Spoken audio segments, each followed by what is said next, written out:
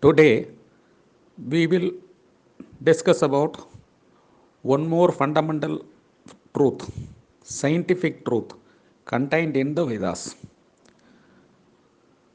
Many people are wondering what is God. One of the clearest explanation that Vedas declare is God is love. This has been accepted universally in many philosophies. Jews, Christians, Egyptians, Chinese, Buddhists, every philosophy accepts this. But how God is love? We have to understand it.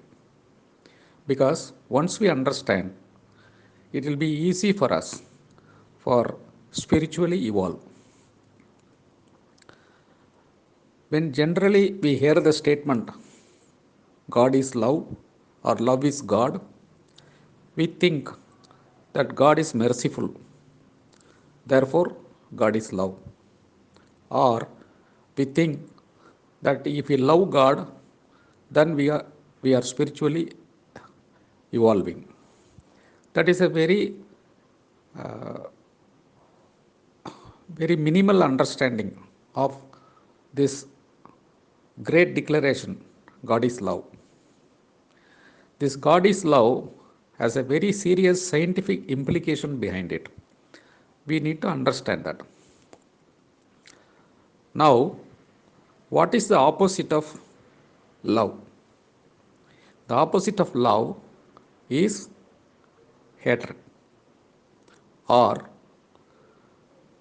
not willing to be associated. What is the equivalent of love? That is willing to coexist or willing to attract. This we have to notice at fundamental levels of physics, chemistry, astronomy, biology, psychology, and in all the sciences which are operating in this universe. Because it is at these fundamental levels that the concept of love is very important for the universe to survive. Now let us take at the atomic level. At an atomic level, if the electrons are not willing to attract the other electrons or other neutrons, there is no question of nucleus. That means the atom itself will not be there. And even if an atom is there, unless the atoms are going to get attracted to other atoms, that means they love other atoms, particles cannot get formed, elements cannot get formed. If they don't get formed, there is no coming out of life. Now look at the body. The cells of the body, which is running to trillions in numbers, if they are not going to love each other, they won't remain as a unified unit. If they don't remain so, then there is no body. We would have collapsed. Look at the earth. If the earth is not loving, there is no gravity. If there is no gravity, we will all be collapsing against each other. Look at the solar system. The solar system is systematic and following a rule, Rita, because they love each other. If they don't love, they would have collided and collapsed. Similarly, take the sun. The sun is loving every of the creature here.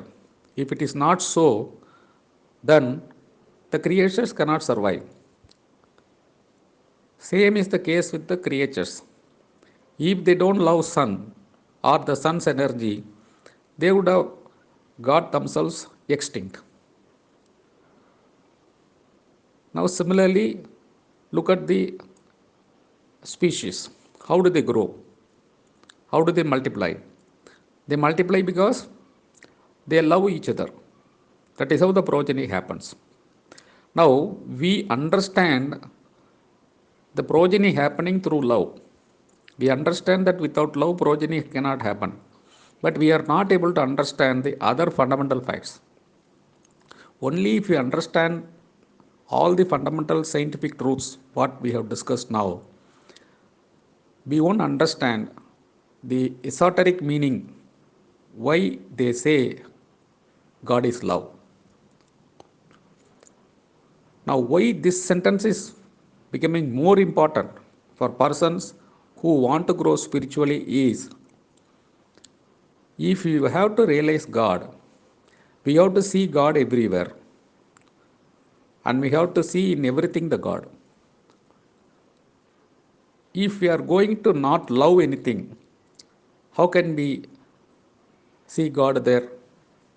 The moment we don't like something, that means we are excluding that to be a part and parcel of the principle of God. The moment you have eliminated something, then you are not understanding the God. Because God is there everywhere, in you, around you, in everything. Therefore, if you hate something or somebody or some being, that means you are indirectly hating God. That means if you have to realize God, you have to love everything. You have to love everybody. You have to love every being. That is why the Vedas declare love is God. If we love God, if we love all the beings, if we love everything in this universe, then you are taking the first step towards your spiritual evaluation. Om Namo Narayanaya.